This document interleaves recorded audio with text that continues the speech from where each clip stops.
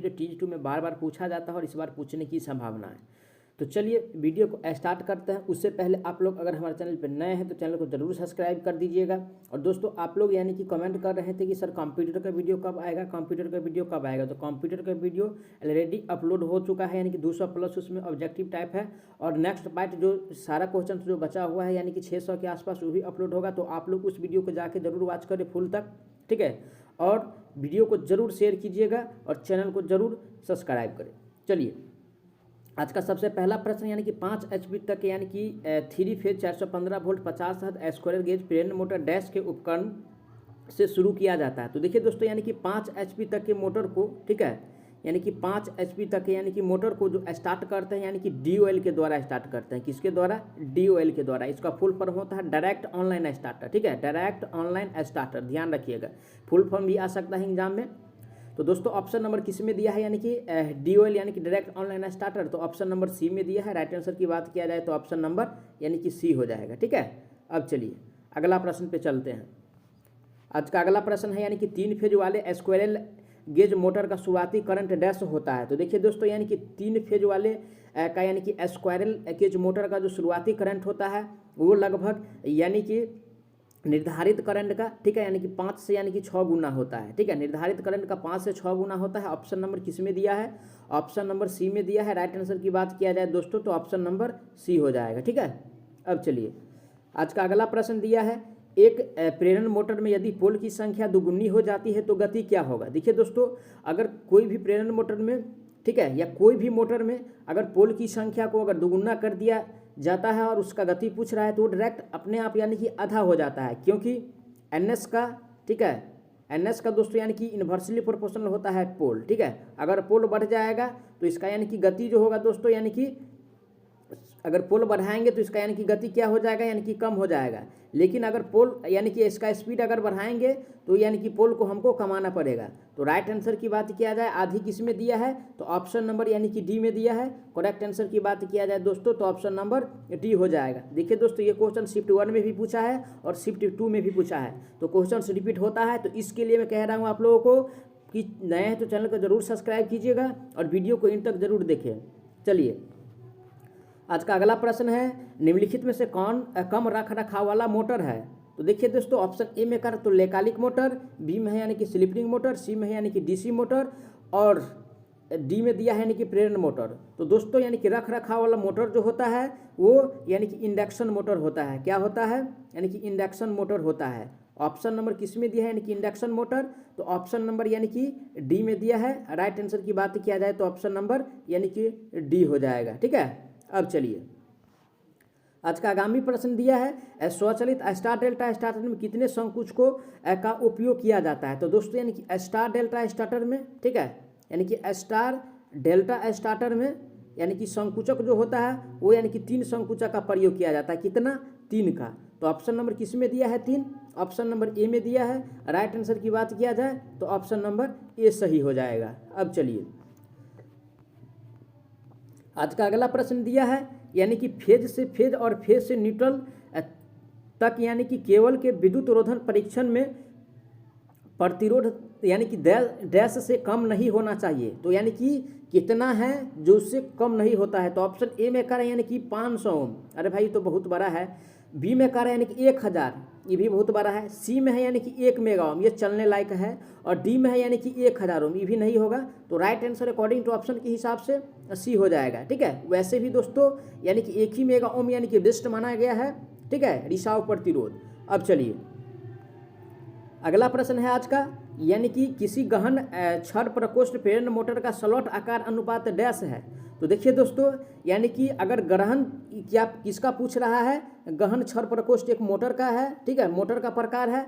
अगर इसका पूछे तो दोस्तों ये जो होता है यानी कि 12:1 में होता है, ठीक है। तो ऑप्शन नंबर किस में दिया है? 12:1। ऑप्शन नंबर C में दिया है। राइट आंसर की बात किया जाए तो ऑप्शन C हो जाएगा। अब चलिए आज का आगामी प्रश्न है प्रेरण मोटर का स्टेटर डैश से बनाया जाता है। तो दोस्तों प्रेरण मोटर का जो स्टेटर बनाते हैं वो किससे बनाते हैं? तो दोस्तों प्रेरण मोटर का स्टेटर जो है यानी कि सिलिकॉन से बनाया जाता है। किससे? यानी कि सिलिकॉन से बनाया जाता है। ऑप्शन नंबर किस में दिया है? सिलिकॉन। ऑप्शन नंबर बी में दिया है। करेक्ट आंसर की बात किया जाए तो ऑप्शन नंबर बी हो जाएगा। अब चलिए आज का अगला प्रश्न है स्क्वायरल प्रकोष्ठ प्रेरण मोटर पर स्लिप रिंग मोटर को वही वरीयता दी जाती है जहां डैश। ऑप्शन ए में कह रहे हैं यानी कि उच्च स्टार्टिंग आघूर्ण की आवश्यकता हो, ठीक है। बी में कह रहे हैं यानी कि निम्न पावर फैक्टर, नहीं भाई। सी में कह रहे हैं निम्न स्टार्टिंग आघूर्ण की आवश्यकता हो, नहीं। और डी में दिया है यानी कि उच्च स्टार्टिंग करंट की आवश्यकता हो, नहीं भाई। यानी कि स्क्वायरल गेज का उपयोग वहाँ करते हैं जहाँ यानी कि उच्च स्टार्टिंग आघूर्ण की आवश्यकता हो। तो राइट आंसर ऑप्शन किस में दिया है? ऑप्शन नंबर ए में दिया है। करेक्ट आंसर ए हो जाएगा, ठीक है। अब चलिए अगला प्रश्न है आज का, यानी कि यदि हम एक प्रेरण मोटर के पोल को दुगुना कर दे तो इसकी गति क्या होगा? देखिए अगर पोल को अगर दुगुना कर दे, ठीक है, पोल को अगर दुगुना कर देता है तो इसका यानी कि गति जो होता है दोस्तों, यानी कि एन जो होता है, ठीक है, ये यानी कि आधा हो जाएगा, ठीक है। ये 1/, यानी कि 2 हो जाएगा। ये 1/2 हो जाएगा। पोल को अगर दुगुना करेंगे तो इसका गति जो होगा 1/2 हो जाएगा। तो ठीक है, यानी कि आधी हो जाएगी। ऑप्शन नंबर किस में दिया है? तो ऑप्शन नंबर सी में दिया है, यानी कि गति आधी हो जाएगी। तो right answer option number C हो जाएगा, ठीक है। अब चलिए आज का अगला प्रश्न है जब मोटर गति स्थिर है तो स्लिप क्या होगा? देखिए जब यानी कि स्थिर है तो यानी कि स्लिप का जो वैल्यू होता है वो हमको यानी कि पूछ रहा है, ठीक है। तो दोस्तों यानी कि जब स्थिर है तो देखिए सबसे पहले यानी कि इसका यानी कि परसेंट स्लिप का जो फार्मूला होता है वो यानी कि NS माइनस N और बट्टा में यानी कि NS होता है, ठीक है। अब चलिए जब यानी कि NS माइनस N अगर यानी कि ये क्या है? स्पीड है, ठीक है। NR क्या होता है? स्पीड होता है। अगर इसका यानी कि मान 0 है, स्थिर अवस्था में है तो 0 होगा और बट्टा में क्या है? यानी कि NS होगा, ठीक है। अब चलिए तो दोस्तों ये जो होता है ये अगर इसको इससे काटिएगा तो कितना बचेगा? 1। लेकिन यहाँ पर क्या है? परसेंट है तो इसको यानी कि 100 से गुना करना पड़ेगा और 100 से गुना करने के बाद कितना हो जाएगा? यानी कि 100% हो जाएगा, ठीक है। ऑप्शन नंबर किस में दिया है 100%? तो ऑप्शन नंबर यानी कि सी में दिया है। राइट आंसर की बात किया जाए तो ऑप्शन नंबर सी हो जाएगा, ठीक है। अब चलिए आज का आगामी प्रश्न है स्लिप रिंग मोटर की स्क्वायरल गेज मोटर के स्थान पर वरीयता दी जाती है जहां डैश की आवश्यकता होती है। तो ऑप्शन ए में करें यानी कि माध्यमिक शक्ति कारक, बी में है उच्च प्रारंभिक टॉर्क, सी में यानी कि माध्यमिक प्रारंभिक टॉर्क और डी में यानी कि कम प्रारंभिक टॉर्क। तो दोस्तों यानी कि हाई प्रारंभिक टॉर्क जहां होगा, ठीक है, यानी कि हाई प्रारंभिक टॉर्क जो होगा वहाँ भी इसका प्रयोग किया जाता है। तो ऑप्शन नंबर किस में कहाँ दिया है? तो ऑप्शन नंबर बी में दिया है, यानी कि उच्च प्रारंभिक टॉर्क। तो राइट आंसर की बात किया जाए तो ऑप्शन नंबर बी हो जाएगा, ठीक है। अब चलिए अगला प्रश्न आज का, आमतौर पर ड्यूल स्टार्टर का प्रयोग डैश की 3 फेज के प्रेरण को चालू करने के लिए किया जाता है। तो दोस्तों इससे पहले भी ये क्वेश्चन आया था लेकिन वो अलग शिफ्ट में पूछा हुआ था। तो दोस्तों यानी कि ड्यूल का जो उपयोग करते हैं पहले भी बताया, यानी कि 5 HP तक के मोटर को स्टार्ट करने में इसका उपयोग किया जाता है, ठीक है। तो ऑप्शन नंबर किस में दिया है? 5 HP। ऑप्शन नंबर डी में दिया है। राइट आंसर की बात किया जाए तो ऑप्शन नंबर डी हो जाएगा। अब चलिए आज का आगामी प्रश्न है 3 फेज वाले मोटर स्टार्टर में यानी कि पुश बटन कहाँ जुड़ा होता है, ठीक है। तो ऑप्शन ए में करें यानी कि ऑन पुश के समानांतर में, बी में है NVC के समानांतर में, सी में है नियंत्रण सर्किट के श्रृंखला में और डी में है यानी कि NVC के समानांतर में। तो दोस्तों ये जो जुड़ा होता है यानी कि नियंत्रण सर्किट के श्रृंखला में। तो ऑप्शन नंबर किस में दिया है? ऑप्शन नंबर सी में दिया है। राइट आंसर ऑप्शन सी हो जाएगा। अब चलिए अगला प्रश्न आज का, प्रेरण मोटर के रोटर और स्टेटर डैश से बने होते हैं। तो देखिए दोस्तों यानी कि इसका रोटर और स्टेटर जो बना होता है वो यानी कि किससे बना होता है वो हमको पूछ रहा है। तो दोस्तों यानी कि ये जो बना होता है, ठीक है, यानी कि लेमिनेटेड कोर से बना होता है, ठीक है। ऑप्शन नंबर किस में दिया है? Laminated core. ऑप्शन नंबर यानी कि ए में दिया है। राइट आंसर की बात किया जाए तो ऑप्शन नंबर ए हो जाएगा, ठीक है। अब चलिए अगला प्रश्न है आज का, यानी कि किस स्टार्टर में 3 संकुचक और 1 टाइमर का प्रयोग किया जाता है। तो दोस्तों यानी कि ऑटोमेटिक, ठीक है, ऑटोमेटिक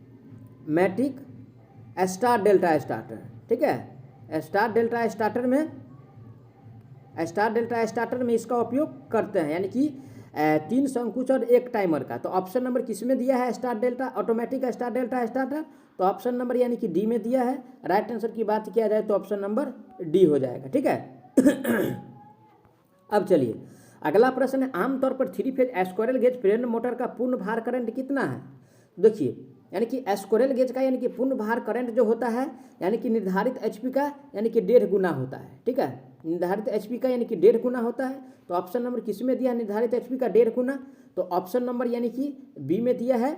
राइट आंसर बी हो जाएगा। कौन सा? Right answer option number B हो जाएगा। अब चलिए अगला प्रश्न है, यानी कि निम्न में से किस मोटर को कम लागत व रखरखाव की आवश्यकता होती है? तो ऑप्शन ए में का प्रेरण मोटर, बी में यानी कि डीसी सीरीज मोटर, सी में है स्लिप रिंग मोटर और डी में यूनिवर्सल मोटर। तो दोस्तों यानी कि अकॉर्डिंग टू ऑप्शन के हिसाब से देखा जाए तो यानी कि सबसे कम रखरखाव प्रेरण मोटर का होता है। तो राइट ऑप्शन नंबर ए हो जाएगा। ठीक है, अब चलिए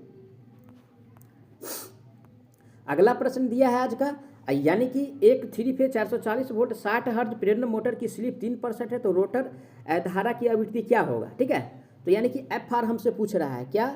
एफ आर बराबर हमको निकालना है। सबसे पहले यानी कि हर्ज यानी कि 60 दिया है। ठीक है, और उसके बाद यानी कि परसेंट स्लिप जो दिया है यानी कि 3% है। अगर इसको बदलेंगे तो कितना हो जाएगा? 0 यानी कि 0.3 हो जाएगा। ठीक है, अब चलिए एफ आर बराबर दोस्तों यानी कि फॉर्मूला होता है एस गुने एफ आर बराबर फार्मूला होता है दोस्तों एस गुने एफ एस होता है। ठीक है, चलिए तो एफ एस का वैल्यू कितना दिया है? एस कितना दिया है पहले? तो एस यानी कि 60 है और गुना में एफ एस कितना दिया हुआ है दोस्तों? यानी कि एफ एस का मान कितना दिया हुआ है? तो 0.03 है। कितना है? 0.03 है। ठीक है, कितना दिया हुआ है? 0.03 है। ठीक है, अब चलिए इसका यानी कि दोस्तों यानी कि अगर इसको मल्टीप्लाई करते हैं, ठीक है, तो यानी कि कितना हो जाएगा? अगर दशमलव उड़ा के भी कीजिएगा तो कितना हो जाएगा? यानी कि 100। ठीक है, 100 हो जाएगा और इसको गुना कीजिए 36 का 18 180 हो रहा है। ठीक है, 180 और बट्टा में यानी कि 100। 10 से 10 कट गया, बच गया 18, 10 1 10 यानी कि 1.8 आ रहा है। ठीक है, 1.8 ऑप्शन नंबर किस में है? ऑप्शन नंबर बी में दिया है। Right answer option number B हो जाएगा। कौन सा? ऑप्शन नंबर बी हो जाएगा। अब चलिए आज का अगला प्रश्न दिया है, प्रेरण मोटर के निर्भर पर स्लिप है।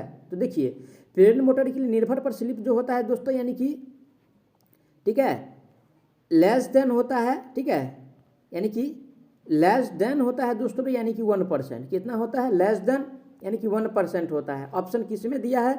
ऑप्शन नंबर डी में दिया है। राइट आंसर ऑप्शन डी हो जाएगा। ठीक है, अब चलिए अगला प्रश्न दिया है आज का, यानी कि स्टेटर का लेमिनेशन क्यों आवश्यक है? तो ऑप्शन ए में कह रहे हैं यानी कि जब मोटर दृश्य धारा आपूर्ति से संचालित होता है तो अभिवाह कार्यक्रमिक होता है। ठीक है, बी में कह रहा है जब मोटर दृश्य धारा आपूर्ति से संचालित होता है तो अभिवाह जो है नियत होता है। सी में कह रहा है जब मोटर प्रतिवर्ती धारा आपूर्ति से संचालित होता है तो अभिवाह नियत होता है। डी में कह रहा है कि जब मोटर प्रतिवर्ती धारा आपूर्ति से संचालित होता है तो अभिवाह जो है परिक्रमिक होता है। ठीक है, तो दोस्तों यानी कि राइट आंसर की बात किया जाए तो ऑप्शन नंबर डी हो जाएगा। ठीक है, तो right answer option number D हो जाएगा। ठीक है, अब चलिए अगला प्रश्न दिया है यानी कि डायरेक्ट ऑनलाइन स्टार्टर का प्रयोग डैश प्रेरण मोटर में किया जाता है। तो दोस्तों यानी कि डायरेक्ट ऑनलाइन स्टार्टर का उपयोग जो करते हैं यानी कि DOL का जो उपयोग करते हैं वो यानी कि कम रेटिंग के मोटर में किया जाता है। ठीक है, कम रेटिंग के मोटर में किया जाता है। तो ऑप्शन नंबर किस में दिया है? यानी कि कम रेटिंग का मोटर। ऑप्शन नंबर यानी कि बी में दिया है। राइट आंसर की बात किया जाए तो ऑप्शन नंबर बी हो जाएगा। अब चलिए आज का अगला प्रश्न है, एक प्रेरण मोटर में स्लिप रिंग बना होता है। तो दोस्तों यानी कि स्लिप रिंग जो बना होता है यानी कि फास्फर, ठीक है, फास्फर यानी कि ब्रॉन्ज का बना होता है। ठीक है, किसका? फास्फर ब्रॉन्ज का बनाया जाता है। ऑप्शन नंबर किस में दिया है? Phosphorus bronze. ऑप्शन नंबर यानी कि डी में दिया है। राइट आंसर की बात किया जाए तो ऑप्शन नंबर डी हो जाएगा। ठीक है, अब चलिए अगला प्रश्न है, एक स्लिप रिंग प्रेरण मोटर में डैश है। तो देखिए दोस्तों यानी कि स्लिप रिंग प्रेरण मोटर में जो होता है वो यानी कि हाई प्रारंभिक टॉर्क होता है। ठीक है, यानी कि हाई टॉर्क होता है, हाई प्रारंभिक टॉर्क होता है। तो ऑप्शन नंबर किस में दिया है? तो ऑप्शन नंबर यानी कि सी में दिया है, उच्च प्रारंभिक का गुण।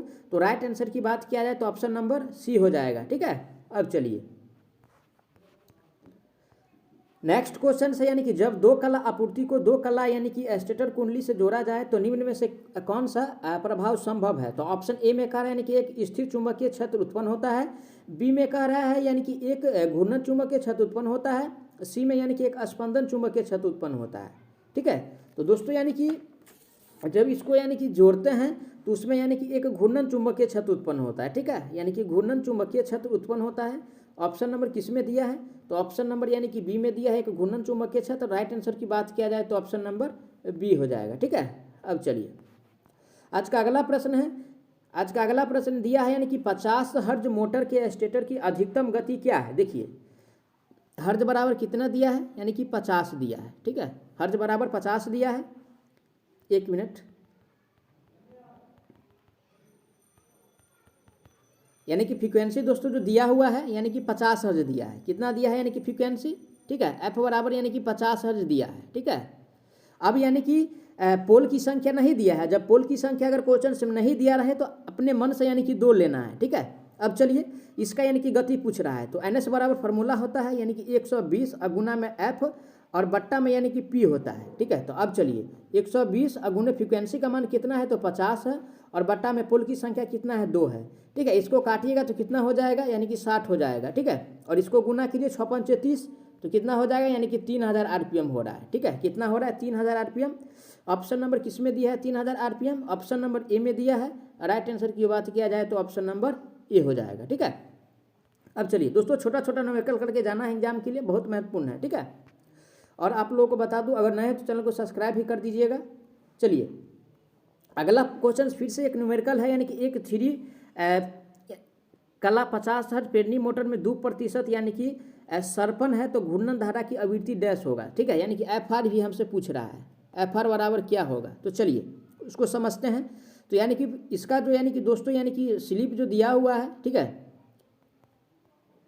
स्लिप बराबर दिया है यानी कि 2%। ठीक है, इसको अगर चेंज करेंगे तो 0.02 हो जाएगा। ठीक है, अब चलिए यानी कि एफ आर का जो फॉर्मूला होता है एस गुने एफ होता है। ठीक है, तो ऑप्शन नंबर एस का मान कितना है तो इसका मान जो दिया हुआ है दोस्तों यानी कि निकल के आया है 0.02 और गुना में यानी कि एफ फ्रिक्वेंसी कितना है 50 है। इसको गुना कीजिएगा तो 5 दूना 10 1.00 होगा। तो यानी कि 1 आ रहा है। तो ऑप्शन नंबर किस में दिया है 1 हर्ज, ऑप्शन नंबर यानी कि बी में दिया हुआ है। तो राइट आंसर की बात किया जाए तो ऑप्शन नंबर बी हो जाएगा। ठीक है, अब चलिए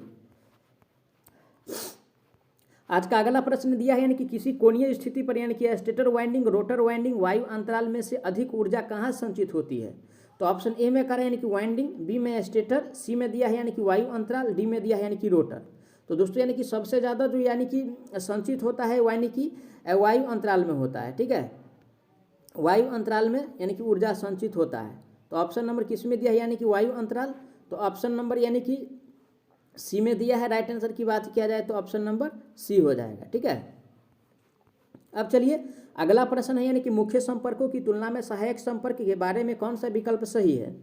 तो ऑप्शन ए में कह रहे हैं कि कम वोल्टेज ले जाना, बी में है मुख्य संपर्क की सहायता से अतिरिक्त विद्युत ले जाना, सी में है यानी कि कम करंट ले जाना और डी में है उच्च यानी कि लोड को ले जाना। ठीक है, मुख्य संपर्क का यानी कि जो दोस्तों यानी कि मेन कार्य होता है यानी कि कम करंट ले जाता है। तो ऑप्शन किस में दिया है, ठीक है, तो ऑप्शन नंबर सी में दिया है यानी कि कम करंट। तो राइट आंसर की बात किया जाए तो ऑप्शन नंबर सी हो जाएगा। ठीक है, ये जो ट्रांसमिट किया जाता है यानी कि लो करंट। ठीक है, अब चलिए आज का अगला प्रश्न है यानी कि 3 फेजिए बिजली प्रेरण मोटर की गति नियंत्रण किस विधि से किया जाता है। तो दोस्तों यानी कि 3 फेज बिजली प्रेरण मोटर का जो गति नियंत्रण है वो हम करते हैं यानी कि ऑप्शन नंबर ए में दिया है यानी कि पल्स कोड मॉड्यूलेशन, बी में है पल्स टाइम मॉड्यूलेशन, सी में है पल्स पोजीशन मॉड्यूलेशन और डी में पल्स वाइड मॉड्यूलेशन। तो दोस्तों यानी कि वाइड मॉड्यूलेशन के द्वारा किया जाता है। ठीक है, वाइड मॉड्यूलेशन यानी कि स्पंद चौड़ाई मॉड्यूलेशन के द्वारा।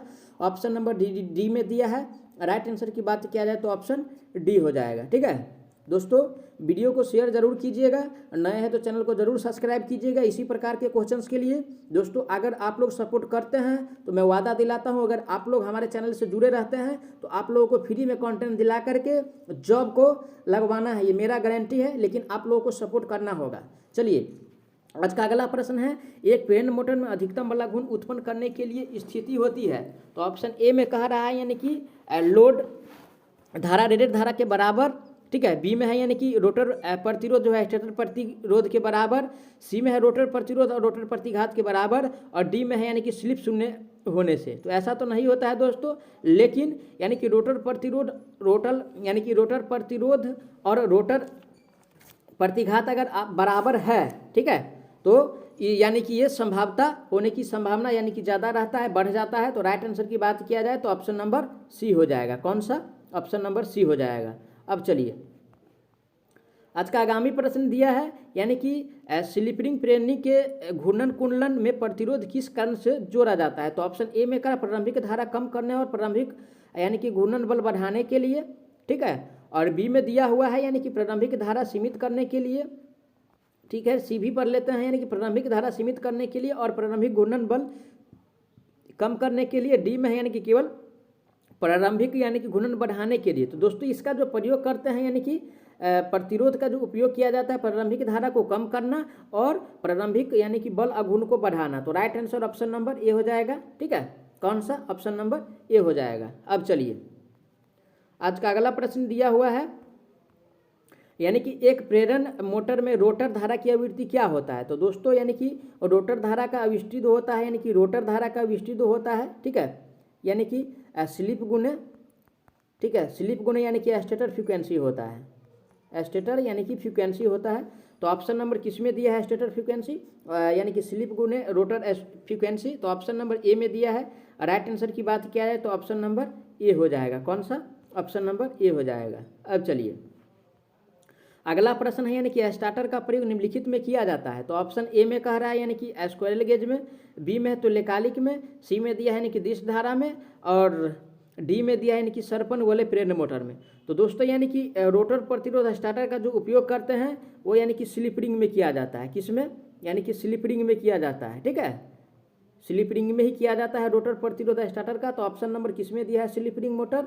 ऑप्शन नंबर यानी कि डी में दिया है। राइट आंसर की बात किया जाए तो ऑप्शन नंबर डी हो जाएगा, ठीक है। अब चलिए आज का अगला प्रश्न दिया है। आज का अगला प्रश्न है, एक 3 फेज यानी कि 6 पोल प्रेरण मोटर की तुल्यकालिक चाल क्या है। देखिए इसमें पोल की संख्या दिया है, पोल बराबर कितना दिया है, यानी कि 6 दिया है, ठीक है। और जब यानी कि क्वेश्चन पूछे उसमें यानी कि फ्रीक्वेंसी का मान नहीं दिया रहे तो अपना मन से भारत में जो होता है फ्रीक्वेंसी वो 50 हर्ट्ज माना गया है। वही अमेरिका की बात किया जाए तो 60 हर्ट्ज, ठीक है।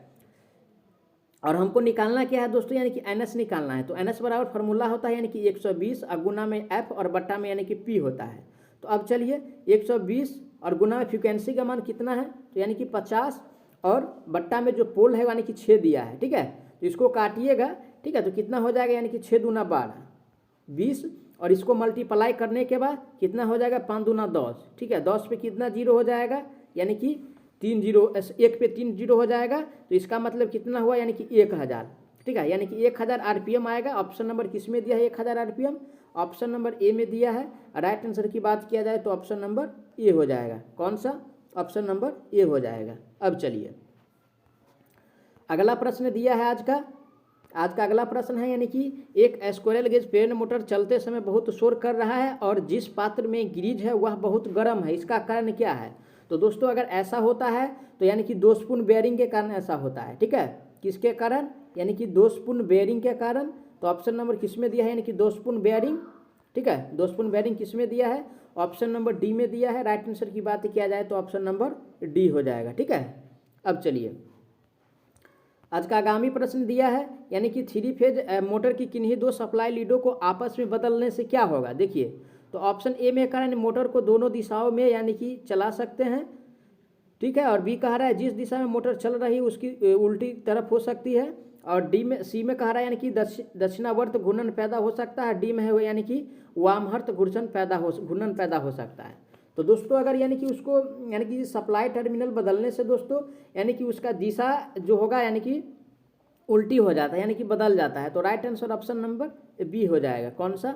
ऑप्शन नंबर बी हो जाएगा, ठीक है। अब चलिए अगला प्रश्न दिया है आज का, निम्न में से किस प्रेरण मोटर का शाफ्ट का व्यास जो है यानी कि कम होगा। देखिए दोस्तों अगर ऐसा प्रश्न पूछे और ऑप्शन इस प्रकार हो तो देखिए यानी कि जिसका यानी कि आरपीएम सबसे ज़्यादा होगा, ठीक है। ऑप्शन में खोजेंगे सबसे पहले आरपीएम, ठीक है, आरपीएम यानी कि ज़्यादा वाला, ध्यान से क्वेश्चन से देखिए, ऐसा क्वेश्चन आएगा जरूर, ठीक है, जिसका यानी कि सबसे ज़्यादा हो, ठीक है। जैसे यानी कि ऑप्शन अकॉर्डिंग टू इसमें देखा जाए तो इसका 960 है, इसका 730 है, 1440, तो सबसे ज़्यादा वाला यही ना हुआ, यानी कि 2880 वाला। तो यानी कि इसका जो यानी कि व्यास होगा दोस्तों, यानी कि सबसे छोटा होगा, ठीक है, यानी कि छोटा होगा, ठीक है।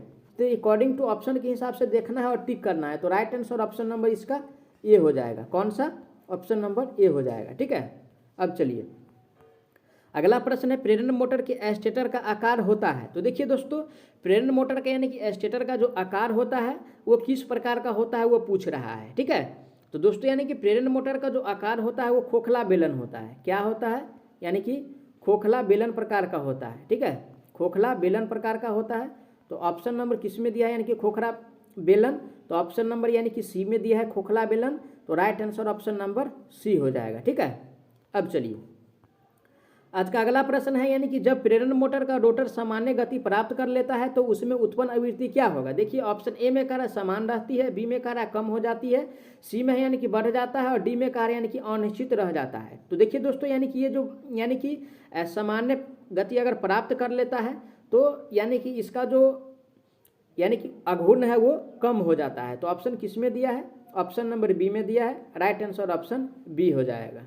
अब चलिए आज का आगामी प्रश्न है, यानी कि किसी ड्रम पॉइंट स्टार्टर में स्टार्टिंग धारा को कम करने हेतु डैश का प्रयोग किया जाता है।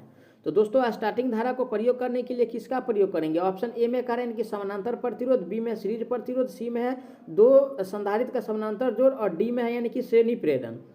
तो दोस्तों यानी कि इसको यानी कि कम करने के लिए हम किसका उपयोग करते हैं? तो इससे पहले हम बता दें, अगर प्लीज़ आप लोग हमारे चैनल पर नए हैं तो चैनल को ज़रूर सब्सक्राइब कीजिएगा, और वीडियो को जितना से जितना हो उतना अपने दोस्तों तक ज़रूर शेयर करें।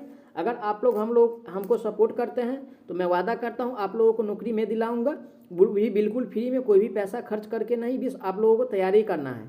तो दोस्तों यानी कि अगर सीरीज में, ठीक है, यानी कि अगर सीरीज में रेसिस्टेंस को अगर जोड़ा जाए, ठीक है, सीरीज में अगर आर को जोड़ा जाए तो इसका यानी कि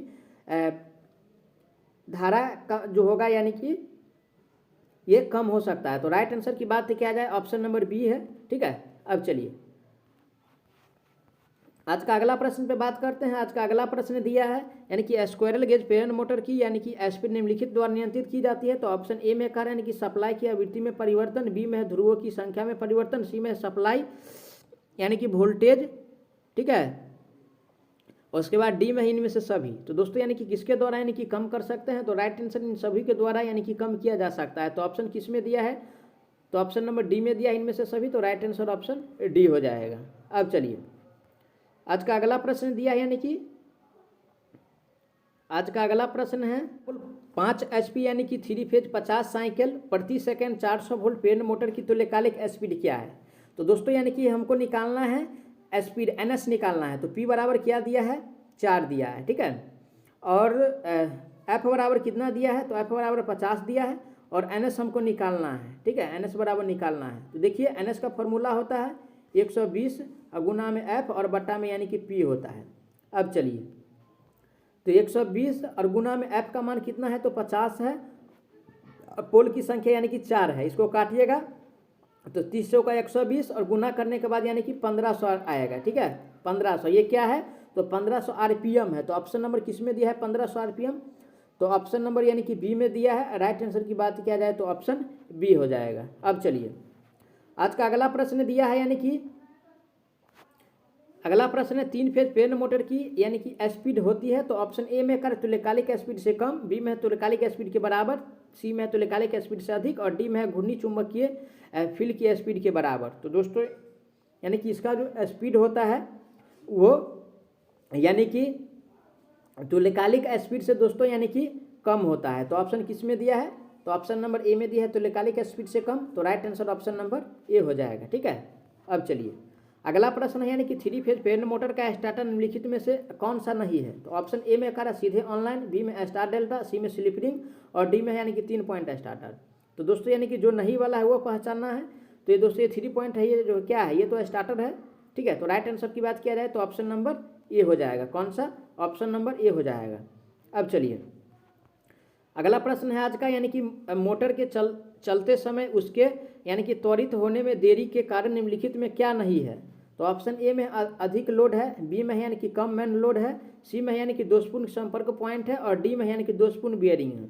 तो दोस्तों ऐसा जो होता है यानी कि दोषपूर्ण संपर्क पॉइंट से होता है, ठीक है। तो right answer option number C हो जाएगा, ठीक है। कौन सा? ऑप्शन नंबर सी हो जाएगा। अब चलिए अगला प्रश्न है यानी कि मोटर परिपथ यानी कि ब्रेकर्स हेतु चक्र को यानी कि बंद करने का समय क्या है? तो देखिए जो ब्रेकर्स का वो बंद करने का समय होता है यानी कि 0.01 सेकेंड होता है, ठीक है। तो ऑप्शन नंबर किस में दिया है? 0.01 सेकेंड। तो ऑप्शन नंबर यानी कि बी में दिया है। राइट आंसर की बात किया जाए तो ऑप्शन नंबर बी हो जाएगा, ठीक है। अब चलिए आज का आगामी प्रश्न दिया है यानी कि 3 फेज प्रेरण मोटर की स्लिप प्रतिशत क्या है? तो देखिए इसका फॉर्मूला होता है दोस्तों यानी कि NS और माइनस NR और बट्टा में दोस्तों यानी कि NS होता है और गुना में यानी कि 100 होता है। स्लिप का फॉर्मूला है ये, ठीक है। किसका? स्लिप का फॉर्मूला है, परसेंट स्लिप का, ठीक है। तो ऐसा ऑप्शन नंबर किस में दिया है? तो ऑप्शन नंबर ए में दिया है NS माइनस N और बट्टा में NS गुने में 100। तो राइट आंसर की बात किया जाए तो ऑप्शन नंबर बी हो जाएगा, ठीक है, सॉरी ए हो जाएगा। ऑप्शन नंबर ए में दिया है right answer, option number A हो जाएगा। अब चलिए आज का आगामी प्रश्न दिया है निम्नलिखित में से कौन सा यानी कि उपसकल प्रेरण प्रतिघाती पावर ड्रॉ करता है? तो देखिए ऑप्शन ए में है यानी कि इलेक्ट्रिक हीटर, बी में फिलामेंट लैंप, सी में है यानी कि इलेक्ट्रोलिसिस सिस्टम को ट्रांसफार्मर और रेक्टिफायर के माध्यम से करंट ड्रॉ करता है और डी में है यानी कि 3 फेज प्रेरण मोटर, ठीक है। तो दोस्तों ये जो होता है आपको यानी कि 3 फेज प्रेरण मोटर के द्वारा होता है। तो ऑप्शन किस में दिया है? ऑप्शन नंबर डी में दिया है। राइट आंसर की बात किया जाए तो ऑप्शन नंबर डी हो जाएगा। अब चलिए आज का आगामी प्रश्न दिया है यानी कि प्रेरण मोटर निम्नलिखित पर चलती है। तो ऑप्शन ए में कहा तुल्यकालिक स्पीड से कम, सी में तुल्यकालिक स्पीड से अधिक, डी में यानी कि स्थिर स्पीड। तो इससे तो चलता नहीं है। तो राइट आंसर की बात किया जाए दोस्तों यानी कि तुल्यकालिक स्पीड से कम चलता है। तो ऑप्शन किस में दिया है? ऑप्शन नंबर बी में दिया है, तुल्यकालिक गति से कम गति पे घूमता है, ठीक है। अब चलिए अगला प्रश्न है यानी कि बहुफेजीय प्रेरण मोटर में जिसमें यानी कि स्टार डेल्टा स्टार्टर लगा है, प्रत्येक कुंडल के छोरों पर वोल्टता कितनी होती है? तो देखिए दोस्तों यानी कि प्रत्येक छोरों पे जो वोल्टता होता है वो यानी कि लाइन वोल्टेज का, ठीक है, यानी कि लाइन वोल्टेज का बट्टा में यानी कि √3 होता है। तो ऑप्शन किस में दिया है ऐसा? लाइन वोल्टेज का बट्टा √3। ऑप्शन नंबर सी में दिया है। करेक्ट आंसर ऑप्शन सी हो जाएगा। अब चलिए अगला प्रश्न है यानी कि बहुफेजीय प्रेरणी मोटर और तुल्यकारक मोटरों के कार्य के संबंध में कौन सा कथन सही है? तो ऑप्शन ए में दिया है यानी कि तुल्यकारक मोटर स्वतः प्रारंभ होती है, प्रेरणी मोटर नहीं। बी में दिया है यानी कि तुल्यकारक मोटर शक्ति गुणांक सुधारती है, प्रेरणी मोटर कम। और सी में है यानी कि दोनों मोटर में उच्च प्रारंभिक यानी कि घूर्णन बल है। और डी में है दोनों मोटर की गति भार के बदलने से बदलती है, ठीक है। तो राइट आंसर की बात किया जाए तो ऑप्शन नंबर बी हो जाएगा। कौन सा? ऑप्शन नंबर बी, यानी कि तुल्यकालिक मोटर जो है शक्ति गुणांक सुधारती है लेकिन प्रेरण मोटर यानी कि कम करती है। तो right answer option number B हो जाएगा, ठीक है। अब चलिए अगला क्वेश्चन से आज का, यानी कि डबल गेज पिंजरा मोटर के साथ ड्यूल स्टार्टर किस शक्ति तक की मोटर को साथ लगाया जा सकता है? तो दोस्तों इससे पहले भी बोले हैं यानी कि ये जो मोटर जो यानी कि वर्क करता है यानी कि 5 HP तक, ठीक है, यानी कि 5 HP तक। और वहीं पे अगर वाट की बात किया जाए तो यानी कि 1.5 किलोवाट तक काम करता है। कितना? 1.5 किलोवाट तक। ऑप्शन किस में दिया है? ऑप्शन नंबर सी में दिया है। राइट आंसर ऑप्शन सी हो जाएगा। चलिए नेक्स्ट क्वेश्चन है आज का, एक पंप 3 फेज प्रेरण मोटर प्रेषित वोल्टता के आधे मान पर यानी कि चलाई जाती है, इसका क्या परिणाम होगा? तो ऑप्शन ए में यानी कि मोटर खराब हो जाएगा, बी में है मोटर कम गति से चलेगा, सी में है यानी कि मोटर सामान्य गति से चलेगा, डी में है यानी कि मोटर प्रारंभ होने से अधिक समय लगेगा। ठीक है, मोटर जो प्रारंभ होगा तो अधिक समय लगेगा। तो दोस्तों यानी कि मोटर जो है यानी कि खराब हो जाएगी। ठीक है, तो ऑप्शन नंबर किस में दिया है? ऑप्शन नंबर ए में दिया है। तो right answer option number A हो जाएगा। अब चलिए आज का अगला प्रश्न दिया है, यानी कि एक डैश स्टार्टर में एक डैश थ्रो स्विच लगा होता है जिसमें यानी कि प्रेरण मोटर के स्टार्ट होते समय डैश धारा प्रवाहित होती है। तो दोस्तों एक स्टार्टर में यानी कि सिंगल थ्रो स्विच लगा होता है। क्या? यानी कि सिंगल, ठीक है, सिंगल होता है स्टार्टर में एक सिंगल थ्रो स्विच लगा होता है जिसके प्रेरण मोटर के स्टार्ट होते समय यानी कि उच्च धारा होती है। ठीक है, यानी कि सिंगल और उच्च, ऐसा ऑप्शन किस में दिया हुआ है?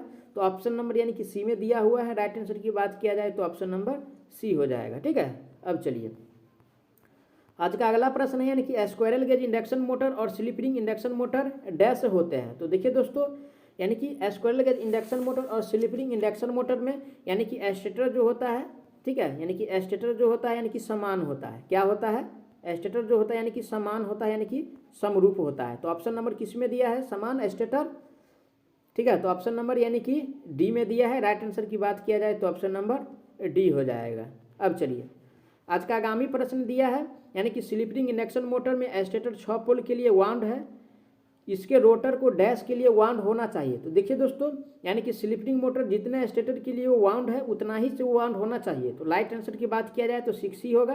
तो ऑप्शन नंबर किस में दिया है? 6। ऑप्शन नंबर सी में दिया है। राइट आंसर की बात किया जाए तो ऑप्शन सी हो जाएगा। अब चलिए आज का अगला प्रश्न दिया है, थोड़ा बड़ा है। आज का अगला प्रश्न है 3 फेज इंडक्शन मोटर के संतुलित 3 फेज वाइंडिंग के माध्यम से बहने वाली 3 फेज सममित धाराओं द्वारा उत्पादित यानी कि क्षेत्र निम्नलिखित प्रकार है। तो ऑप्शन ए में कह रहा है यानी कि नियत आयाम के साथ परिवर्तित प्रकृति का, बी में है नियत परिणाम के साथ स्पेस में रोटेटिंग, सी में है परिवर्तित परिणाम के साथ स्पेस में रोटेटिंग, ठीक है, और डी में है यानी कि परिवर्तनीय परिणाम के साथ परिवर्तित प्रकृति, ठीक है का। तो दोस्तों ऑप्शन नंबर इसका यानी कि राइट बी हो जाएगा। नियत परिणाम के साथ दोस्तों स्पेस रोटेटिंग होता है। तो ऑप्शन नंबर यानी कि बी हो जाएगा, ठीक है दोस्तों। यानी कि कुछ जो MI क्वेश्चन हमको लगा है वो इसमें यानी कि डाले हुए हैं। ये नहीं कहिए कि आप लोग यानी कि UPPCL का पेपर यानी कि लास्ट वाला क्वेश्चन नहीं है, तो इससे मतलब नहीं है।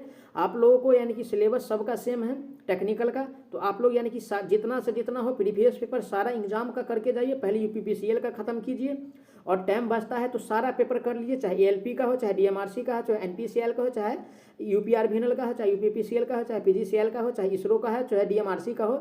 जितना पेपर है सारे करके जाइए, आपको एग्जाम में क्वेश्चंस बनेगा ही बनेगा, ठीक है, टकराएगा ही मिलेगा, लेकिन उसके लिए आप लोगों को सारा क्वेश्चंस पढ़ना होगा, ठीक है। अब चलिए अगला क्वेश्चन पे चलते हैं। अगला क्वेश्चन दिया है, जब आप एक प्रेरण पर ड्यूल स्टार्टर का उपयोग करना शुरू करते हैं तो स्टार्टिंग धारा लगभग कितना होता है? तो दोस्तों यानी कि स्टार्टिंग धारा जो होता है वो निर्धारित करंट का जो होता है, ठीक है, वो 5 से 6 गुना होता है, ठीक है, 5 से यानी कि 6 गुना होता है। तो ऑप्शन नंबर किस में दिया है? 5 से 6 गुना। तो पूर्ण धार का जो यानी कि धारा का यानी कि 5 से 6 गुना दिया है, ऑप्शन नंबर ए में दिया है, ठीक है। तो राइट आंसर ऑप्शन ए हो जाएगा। अब चलिए अगला प्रश्न यानी कि प्रेरण मोटर के लिए स्वपरिणामित परिवर्तन विधि का मुख्य लाभ क्या है? तो ऑप्शन ए में कह रहे हैं यानी कि मोटर परिवर्तन धारा की समान मात्रा के लिए यह कम लाइन धारा का उपयोग करती है। बी में यानी कि यह इनपुट साइड पर, ठीक है, यह इनपुट साइड पर शक्ति गुणक प्रदान करती है, ठीक है। सी में यानी कि मोटर परिवर्तन यानी कि धारा की समान मात्रा के लिए यह अधिक लाइन धारा उपयोग करती है। डी में है यानी कि यह अन्य विधियां की तुलना में सस्ती होती है। तो दोस्तों ये जो होता है यानी कि मोटर परिवर्तन धारा की समान मात्रा के लिए कम लाइन धारा का उपयोग करती है। तो right answer option number A हो जाएगा। कौन सा? ऑप्शन नंबर ए हो जाएगा। अब चलिए अगला प्रश्न यानी कि 3 फेज मोटर में 3 फेज स्टेटर के कारण उत्पन्न फ्लक्स क्या होता है? तो दोस्तों यानी कि अगर 3 फेज है ना, तो 3 फेज में यानी कि 120 डिग्री, ठीक है, कोण पर होता है। तो ऑप्शन नंबर किस में दिया है 120 डिग्री? तो ऑप्शन नंबर सी में दिया है। राइट आंसर की बात किया जाए ऑप्शन सी हो जाएगा। अब चलिए अगला प्रश्न दिया है, निम्न में से किससे बचने के लिए 3 फेज प्रेरण मोटर के रोटर स्लॉट को टेढ़ा किया जाता है? तो दोस्तों यानी कि क्राउलिंग से बचने के लिए, किससे? क्राउलिंग से यानी कि बचने के लिए इसको यानी कि टेढ़ा किया जाता है। ऑप्शन नंबर किस में दिया है? क्राउलिंग। ऑप्शन नंबर ए में दिया है। राइट आंसर की बात किया जाए, करेक्ट आंसर की बात किया जाए तो ऑप्शन ए हो जाएगा। अब चलिए आज का अगला प्रश्न है यानी कि 3 फेज इंडक्शन मोटर का स्टेटर निम्नलिखित में से किसके समरूप होता है? तो देखिए दोस्तों यानी कि 3 फेज इंडक्शन मोटर का जो यानी कि स्टेटर होता है वो अल्टरनेटर के समरूप होता है। किसके? अल्टरनेटर के समरूप होता है। तो ऑप्शन किस में दिया है? यानी कि अल्टरनेटर यानी कि परिवर्तक ऑप्शन नंबर डी में दिया है। राइट आंसर की बात किया जाए तो ऑप्शन नंबर डी हो जाएगा। अब चलिए आज का अगला प्रश्न है, डैश स्टार्टर स्टार्टिंग के समय स्टार्टिंग वोल्टेज को कम नहीं करती है। तो ऑप्शन ए में दिया है यानी कि ऑटो ट्रांसफार्मर, ठीक है। बी में है यानी कि स्टार डेल्टा। सी में है यानी कि स्टेप डाउन ट्रांसफार्मर। और दोस्तों यानी कि ड्यूएल जो होता है ये धारा को कम नहीं करता है, ठीक है। तो right answer option number D हो जाएगा, ठीक है। कौन सा? ऑप्शन नंबर डी हो जाएगा। अब चलिए आज का अगला प्रश्न है यानी कि जब 3 फेज भार पर यानी कि फेज अनुक्रम उलट जाता है तब क्या होगा? तो ऑप्शन ए में दिया है यानी कि फेज शक्ति बदल जाती है। बी में कह रहा है फेज धाराओं का कालाकोण में यानी कि परिवर्तन होता है लेकिन परिमाण में नहीं। ठीक है भाई। सी में कह रहे हैं कि कुल विद्युतीय वेग में परिवर्तन होता है, ऐसा नहीं होता है। डी में फेज धाराएं बदल जाती है, कभी नहीं बदलता है। तो राइट आंसर की बात किया जाए तो ऑप्शन नंबर ए हो जाएगा। कौन सा? ऑप्शन नंबर ए हो जाएगा। अब चलिए आज का आगामी प्रश्न दिया है यानी कि इंडक्शन मोटर के सिंक्रोनस स्पीड डैश द्वारा दी जाती है। ठीक है, ध्यान दें F बराबर विद्युत आवृत्ति, P बराबर ध्रुवों की संख्या जिसके लिए स्टेटर वाइंडिंग को घुमावदारित किया जाता है। तो दोस्तों यानी कि इसका जो फॉर्मूला होता है, ठीक है, यानी कि इसका जो फॉर्मूला होता है वो हमको पूछ रहा है। ठीक है, तो इसका दोस्तों जो फॉर्मूला होता है यानी कि 120 गुना में F और बट्टा में यानी कि P होता है। इससे पहले भी बता चुके हैं, इस पर बहुत सारा न्यूमेरिकल भी इस वीडियो में कवर हुआ है। तो आप लोग वीडियो को इन तक जरूर देखिएगा, आप लोगों के लिए लाभदायक होगा। ठीक है, तो right answer option number B हो जाएगा। अब चलिए अगला प्रश्न दिया है यानी कि सिंगल फेज इंडक्शन मोटर में डैश का उपयोग करके स्वप्रारंभ किया जाता है। तो दोस्तों यानी कि सिंगल फेज मोटर की अगर बात किया जाए, ठीक है, यानी कि सिंगल फेज मोटर की अगर बात किया जाए तो उसको जो है यानी कि कैपेसिटर लगा करके, ठीक है, कैपेसिटर लगा के उसको स्टार्ट कर सकते हैं। तो राइट आंसर ऑप्शन बी हो जाएगा। कौन सा? ऑप्शन बी हो जाएगा। ये क्वेश्चन एनपीसीएल में पूछा हुआ है और दोस्तों यानी कि टी2 के बाद एनपीसीएल का ही वारी है। ठीक है, और डीआरडीओ में भी इस प्रकार का क्वेश्चन आ सकता है। तो आप लोग यानी कि सारा क्वेश्चन देखिए, सारा प्रीवियस पेपर देखिए, चाहे कोई भी एग्जाम हो। ठीक है, अब चलिए अगला क्वेश्चन से स्क्वायरल गेज इंडक्शन मोटर में डैश स्लिप रिंग होती है। तो दोस्तों यानी कि स्क्वायरल गेज में जो यानी कि स्लिप रिंग होता है, ठीक है, स्क्वायरल गेज में जो यानी कि स्लिप रिंग होता है यानी कि उसकी संख्या 0 होता है। क्या होता है? यानी कि 0 होता है। तो ऑप्शन नंबर किस में दिया है? 0। ऑप्शन नंबर ए में दिया है। राइट आंसर की बात किया जाए तो ऑप्शन नंबर ए हो जाएगा। ठीक है, स्क्वायरल गेज में स्लिप रिंग यानी कि 0 होता है। अब चलिए नेक्स्ट प्रश्न है यानी कि कौन सी इंडक्शन मोटर आकार में सबसे यानी कि बड़ी होती है। ठीक है, तो दोस्तों यानी कि ऑप्शन के हिसाब से अगर देखा जाए तो देखिएगा सबसे पहले यानी कि आरपीएम। ठीक है, आरपीएम पे देखिए जिसका यानी कि सबसे कम आरपीएम होगा। ठीक है, इससे पहले वाला जो प्रश्न था वो अलग था। ठीक है, यानी कि जिसका यानी कि आरपीएम यानी कि सबसे कम होगा वो जो होगा दोस्तों आकार में बड़ा होगा। ठीक है, आकार में बड़ा होगा। तो देखिए सी में जो दिया है यानी कि 975 आरपीएम सबसे कम है इसी का। तो right answer option number C हो जाएगा। ठीक है, कौन सा? ऑप्शन नंबर सी हो जाएगा। अब चलिए अगला प्रश्न है यानी कि 1 एचपी डैश वाट के बराबर होता है। तो दोस्तों यानी कि 1 एचपी बराबर जो होता है यानी कि 746, ठीक है, वाट होता है। ये ब्रिटेन में था। ठीक है, यानी कि ब्रिटिश में है। वहीं पे अगर मीटरी की बात किया जाए, ठीक है, यानी कि मीटरी की अगर बात किया जाए तो यानी कि 735 पॉइंट यानी कि 5 वाट होता है। तो ये सभी को मिस करके नहीं जाना है। तो ऑप्शन किस में दिया है? 746। तो राइट आंसर ऑप्शन नंबर यानी कि बी में दिया हुआ है। ठीक है, तो राइट आंसर दोस्तों यानी कि ऑप्शन नंबर बी हो जाएगा। ठीक है, अब चलिए आज का अगला प्रश्न है यानी कि स्थिर अवस्था में इंडक्शन मोटर की स्लिप डैश होती है। ठीक है, तो दोस्तों यानी कि स्थिर अवस्था में जो इंडक्शन मोटर का स्लिप होता है वो 1 होता है। ठीक है, क्योंकि एनआर का मान वहाँ पे 0 होता है। तो ऑप्शन नंबर किस में दिया है? 1। तो ऑप्शन नंबर डी में दिया 1.00। तो राइट आंसर की बात किया जाए तो ऑप्शन नंबर डी हो जाएगा। अब चलिए आज का अगला प्रश्न है यानी कि सर्पी वाले प्रेरण मोटर में होता है। ठीक है, तो सर्पी वाले प्रेरण मोटर में क्या होता है? तो ऑप्शन ए में कह रहा है यानी कि कम प्रारंभिक बलाघूर्ण, ऐसा तो नहीं होता है। बी में कह रहा है यानी कि माध्यमिक भी नहीं होता है। उच्च प्रारंभिक बलाघूर्ण होता है। तो राइट आंसर ऑप्शन नंबर इसका सी हो जाएगा। कौन सा? सी हो जाएगा। स्क्वायरल गेज में दोस्तों यानी कि हाई प्रारंभिक बलाघूर्ण होता है। तो ऑप्शन नंबर सी राइट हो जाएगा। अब चलिए आज का अगला प्रश्न है यानी कि प्रेरण मोटर में रेंगने का कारण क्या है? तो ऑप्शन ए में कह रहा है यानी कि उच्च लोड, बी में है मशीन की अनुचित डिजाइन, सी में है मोटर में हार्मोनिक उत्पन्न होना। तो दोस्तों यानी कि रेंगने का कारण है यानी कि हार्मोनिक उत्पन्न होता है तभी यानी कि रेंगता है। ठीक है, तो right answer option number C हो जाएगा। अब चलिए अगला प्रश्न दिया है यानी कि 3 फेज प्रेरण मोटर में स्टार डेल्टा स्टार्टर मुख्यतः डैश के लिए प्रयोग किया जाता है। ठीक है, तो दोस्तों यानी कि 3 फेज मोटर में जो स्टार डेल्टा का उपयोग करते हैं वो हम यानी कि प्रारंभिक धारा को कम करने के लिए उपयोग करते हैं। तो ऑप्शन किस में दिया है प्रारंभिक धारा को कम करना? तो ऑप्शन नंबर सी में दिया है। राइट आंसर सी हो जाएगा। अब चलिए आज का आखिरी प्रश्न दिया है यानी कि सीधे लाइन परिवर्तन में शुरू होने वाली 3 कला प्रेरण मोटर में लघु परिपथ से सुरक्षा किसके द्वारा दी जाती है? तो दोस्तों यानी कि बैकअप फ्यूज के द्वारा। किसके द्वारा? बैकअप यानी कि फ्यूज के द्वारा। ऑप्शन नंबर किस में दिया है, बैकअप फ्यूल। ऑप्शन नंबर यानी कि सी में दिया हुआ है। राइट आंसर की बात किया जाए तो ऑप्शन नंबर सी हो जाएगा। ठीक है, मैं आशा करता हूँ आप लोग अच्छा से सारा प्रश्न समझे होंगे। और अगर आप लोग प्लीज़ नए हैं तो चैनल को ज़रूर सब्सक्राइब कीजिएगा और वीडियो को कम से कम शेयर कर दीजिए। आप लोगों के लिए मिलते हैं नेक्स्ट वीडियो में।